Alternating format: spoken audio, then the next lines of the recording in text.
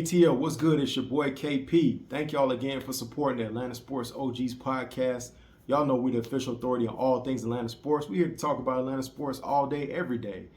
So if you love Atlanta sports, please like, share, and subscribe. Today, we're here to talk about the Falcons because we all need to exhale because we've all been stuck in this bad time loop watching the same silly results happen over and over again. So let's go ahead and get into it. This episode of Atlanta Sports OGs is brought to you by Frezh Division. Frezh Division is one of the dopest lines out there. They got you completely covered. If you're looking for hoodies, t-shirts, shorts, two pieces, socks, and even keychains, Frezh Division has everything you need. Make sure you check out Frezh Division at freshdivision.com. For the freshest gear, it's always going to be Frezh Division. We appreciate them for their support. Now back to the show. I told y'all my keys to success. And it seems like the team fouled them just a little bit. We did run the ball a lot more with Bijan Robinson, which I loved. But we keep running to the same problem. We go into halftime and we don't make any adjustments. We come out playing the same way. Because we did not make enough moves at the trade deadline, we're starting to see guys get worn down and get tired. We have an older pass rush. I love Calais Campbell, great addition.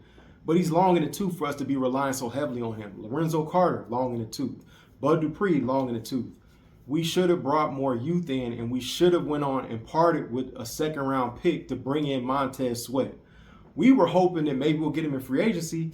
Now he's signing with the Bears long-term. So I want to know from the organization, what was the plan? Because it doesn't seem like there was a plan. Now let's address the elephant in the room. Y'all know what I said last week, and I stand on it. It's time for us to pass the matrix of leadership. It's time for us to get a new head coach.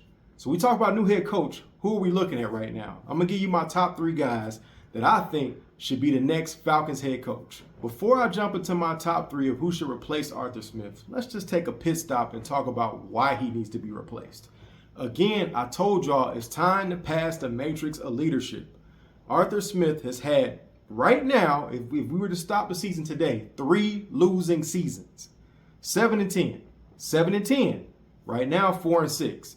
I know somebody wants to give him a pass or a break because we had Matt Ryan and we were in a transition. And okay. We had Marcus Mariota. We were in cap hell. Sure. But here's where we got to hold him accountable. We stuck with Marcus Mariota far too long. It took us out of playoff contention. We all know this. We all watched it. We did not get a chance last year to see what Desmond Ridder was. He only played 4 games. This year, we've stuck with Desmond Ridder too long.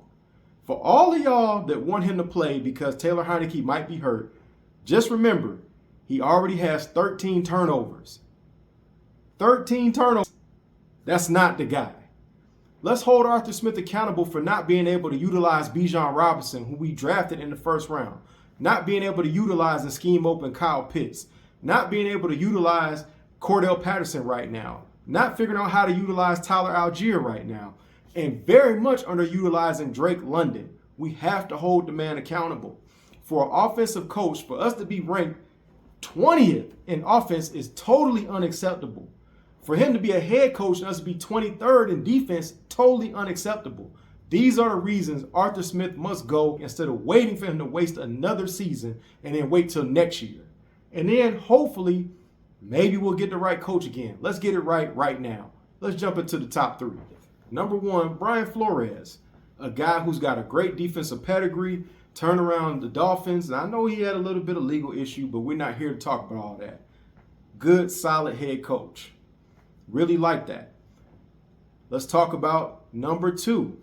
Ryan Nielsen, our current defensive coordinator, has totally been able to turn around our defense where we actually can compete, although we do not have enough pass rush. We do have a really good secondary. They've done a good job. I would like to see him possibly finish the season. But my number 1, let's get into it. Jim Harbaugh. He's already suspended from Michigan.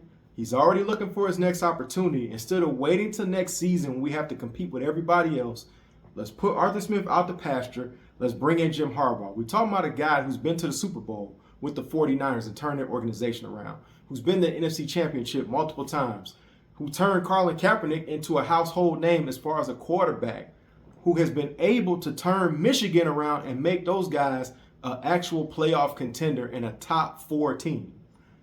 Let's bring in Jim Harbaugh now. Let's start the process early and let's turn it around. I want to know what y'all think. Please comment, like, share, subscribe. I want to know, do you agree with me? You want Jim Harbaugh or do you want someone else? Tell me who you want to replace Arthur Smith. Tell me if you want Arthur Smith to stay around and why. I look forward to hearing from you guys. I'll catch you in the next one.